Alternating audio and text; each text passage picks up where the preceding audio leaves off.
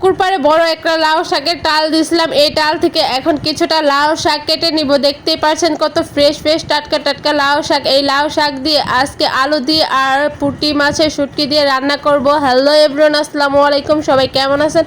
আশা করি সবাই অনেক ভালো আছেন। তো আল্লাহর রহমতে আমিও ভালো আছি। আরেকটি নতুন ব্লগ ভিডিও নিয়ে চলে আসলাম। আজকে আমার রেসিপিতে থাকছে লাউ শাক দিয়ে পুঁটি মাছের একটা মাখো মাখো ঝোল করব। আর এটা রান্না করতেছি সেহরির জন্য, কারণ সেহরিতে এই কয়েকদিন অনেকে মাংস মাছ খাওয়া হয়ে গেছে, তাই বলছিলাম যে একটু লাউ শাক হলেও খেতে ভালোই লাগবে। আর এটা যেহেতু গাছের টাটকা টাটকা ফ্রেশ লাউ শাক, এতে কিন্তু কোনো সার বিষ কিছুই নেই। এমনিতে বুনছিলাম, পুকুর পাড়ে প্রচুর রোদ, এর থেকে গাছটা অনেক সুন্দর হয়েছে।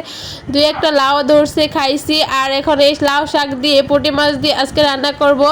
আর আপনারা পুরো ভিডিওটা দেখে কমেন্ট করবেন, কেউ ভিডিওটা না দেখে কমেন্ট করবেন না। লাস্টে আমি একটা কথা বলবো, যে ওই কথাটা যেই বলতে পারবে তাহলে আমি বুঝতে পারবো যে ভিডিওটা দেখছেন। আর যাদের ভালো লাগবে তারাই দেখবেন, আর যাদের ভালো লাগবে না তারা স্কিপ করে চলে যাবেন। যাই হোক, আমি প্রথমে কিন্তু লাউ শাকগুলো কেটে এনে তারপরে কিন্তু কোটে বেছে ধুয়ে নিচ্ছি। এর সাথে আমি দুইটা আলু দিয়েছি চিকন চিকন করে ফালি করে।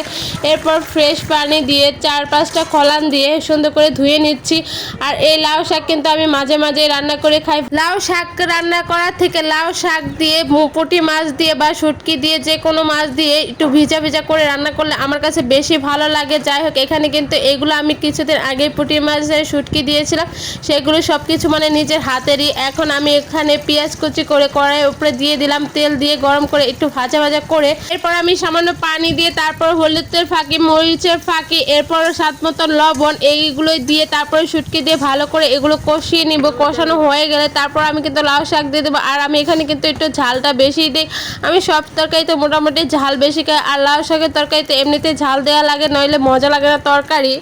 তো প্রথমে আমি কিন্তু মশলাটা ভালো করে কষিয়ে নিচ্ছি, একটু শুটকি মাছ দিয়ে ভাজা ভাজা করে নেব, বেশি করবো না। এই যে আমার মশলাটা কিন্তু কষানো শেষ হয়ে গেছে। এখন আমি শুটকি মাছ দিয়ে আর একটু কষিয়ে নিয়ে তারপরে কিন্তু লাউ শাকগুলো ছেড়ে দেবো। আর আপনারা অবশ্যই কমেন্ট করে জানাবেন যে কার কার কি লাউ শাকের ঝোল পছন্দ না লাউ শাক রান্না করা বেশি পছন্দ। আমার কিন্তু এরকম করে রান্না করতে বেশি ভালো লাগে, আবার কি খেতেও বেশি ভালো লাগে। আর যার যেরকম পছন্দ অবশ্যই আমার সাথে শেয়ার করবেন।